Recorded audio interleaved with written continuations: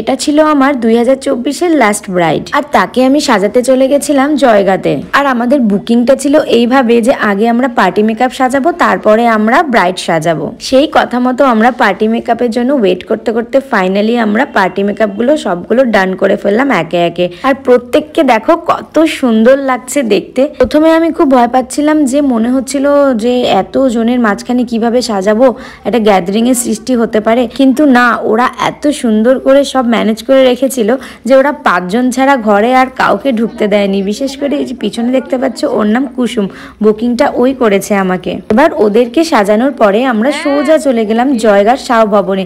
সেখানে দুলহান আমাদের জন্য অপেক্ষা করছে। এর আগে আমি আর একবার এসেছিলাম জয়গাঁওতে, আর আজকে আমি পুরো টিম নিয়ে আবার হাজির সেই শাহ ভবনে। দুলহানকেই খুঁজে পাচ্ছি না, কোথায় গেল আমাদের দুলহান।